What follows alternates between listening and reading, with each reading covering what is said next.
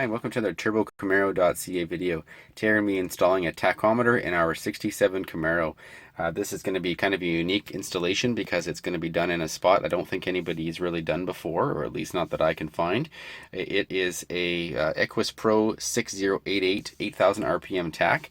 It's black. It sort of semi-matches my existing gauges and comes with all the required hardware to not only mount but install the wiring. You can see here the wiring brackets and whatnot. It's got a dip switch on the back that allows you to switch from 4, 6, or 8 cylinder engines, which is nice. I'll save you the trouble and let you know that if you're interested in this tach, it does not work for 1 or 2 cylinder marine applications. That being said, it's got all the wiring here. It's got illumination, power, ground, and the actual tach signal. It's going to be mounted to the column, which isn't unique by any means. There's lots of people that run their tachs to their column. However, this one I'd like to mount it into the existing or the old shifter knob location. The shifter lever used to go here when it was a column shift car, and now that's been removed and it's sort of been sitting there vacant for some time. It's a floor shift car now. The column is in the house from when I did the column gauge video or console gauge video, and now we're going to be installing it here. The idea of this is that the existing hardware will have to be modified and allow the tach to sit basically flush against the column or the old shifter nub, and that will allow the shifter to sit flush there and be just below the fuel gauge, which is great. And the bonus is that because this is now essentially a dead area, I can actually move this however I want. It takes it takes some effort, but very little effort to be able to adjust the shifter location, which then will allow me to adjust the position of the tachometer. So if I want to head to the grocery store or something like that, I could lower it down, put it out of my way, and just cruise. Or if I'm, say, deciding to tear it up a little bit, I can raise it back up and get it right sort of front and center. So it allows for some mobility on the fly, which I think is really a nice option, and it lets me reuse this old shifter snout here. So what I'm going to do essentially is mark up the measurements of the hole there on this, and I'm going to be cutting away a slit in the back here and a slit here, and then folding these pieces up to make almost like a little box, and that little box is going to then fit into this area right here to allow it to sit nice and flush in there. And I'll try to get it as high as I can so that the tach sits as close to that snout as possible. And then once I'm done, I'll drill a hole through that box, and the hole will go through, sit in there, and a bolt and nut will go through the existing hole in the shifter nub and allow it to fasten the tachometer. Alright, so normally I'd use the Dremel for this. I tried using the Dremel and it was just taking too long. I was just scratching everything up.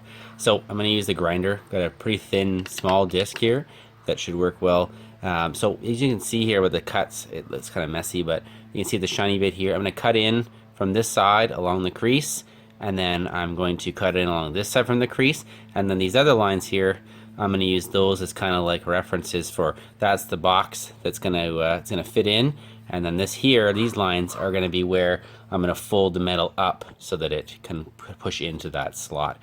So just basically 2 small cuts, and then we'll see if it fits front to back. We're not sure yet, but we'll do these cuts and see how it goes.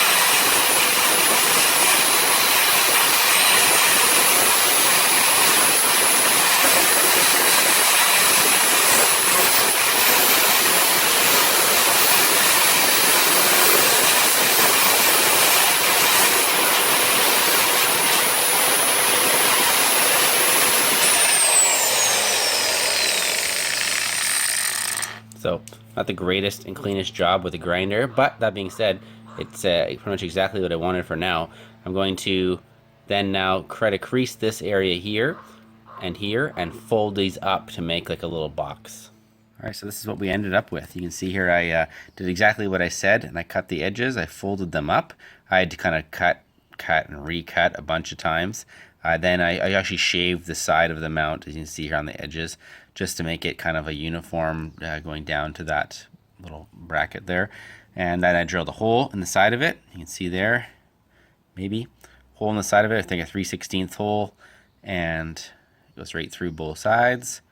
And then from there, I've got this little bolt and a nylock nut that's going to go through the existing hole in the shifter knob, and it'll go right through and hold it. All right, so there it is. It's attached to there. I used a just a regular screw with a nylon or a nylock nut, and it's holding it in place. I actually applied a bit of paint to it, both the screw and the nut, and then just some of the areas that actually got ground on the bracket, just so that there wasn't any shiny bits showing. I didn't like that kind of stuff. So you can see there, it looks pretty good. It went inside the hole, and both edges of it fit just right at the top, and I even ground it so that it's flush with the top of the snout. So now it'd just be a matter of running the wiring for the gauge and mounting it up and seeing how it looks. All right, so welcome to my rat's nest of wiring. As you can see here, there's lots of extra wires and things are kind of all over the place, but I am in the process of installing several other things, so I'll get to that as we go. But taking a look here, here's the tach wiring. You got a green, a white, a black, and a red. Green is for the tach signal, white is for the lights, red is for power, and black is for ground, as pretty much always. So I got all the wires going up and over the steering column, and they come down this side into this sort of messy area. The white wires for lights, and it goes into this gray wire here.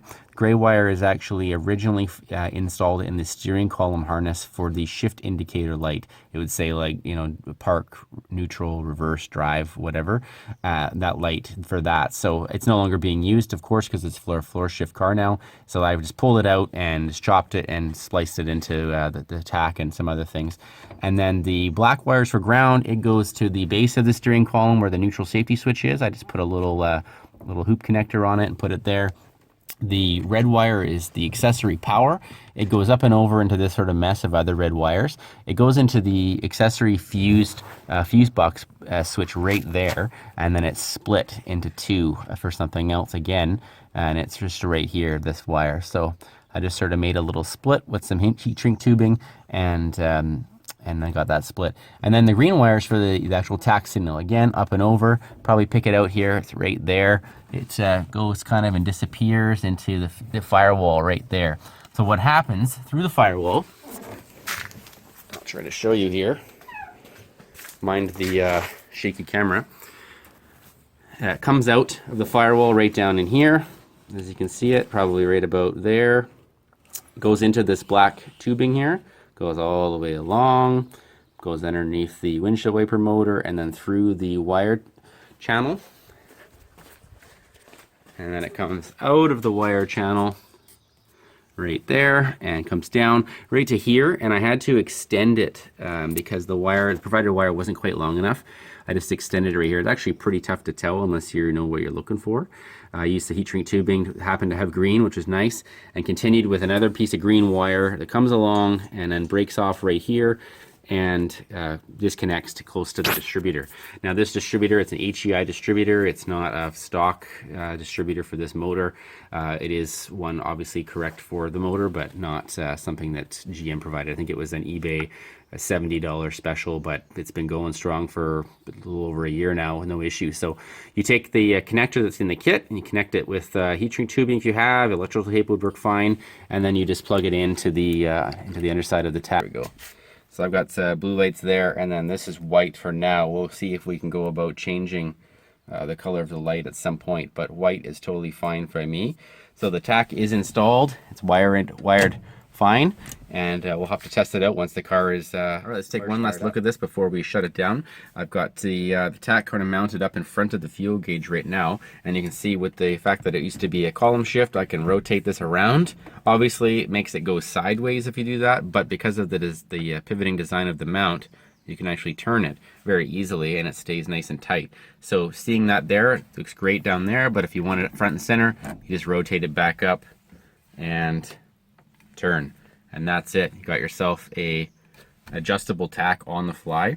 You can see here there's a bolt mounting it there, which is pretty common, and the wiring is pretty well hidden. From the passenger side, same idea. It's virtually impossible to see the base of the mount, but the wiring is running right along here. So you can see the wiring for a couple inches there, but you have to really look hard. Like if you're not paying attention, that black electrical tape hides really well against the black steering column. So if this is a design you want to do, I encourage you. It's a very nice setup and a nice way to reuse an existing feature of a car that is basically no longer being used. So any questions about this, feel free to check out turbocamaro.ca for exclusive information.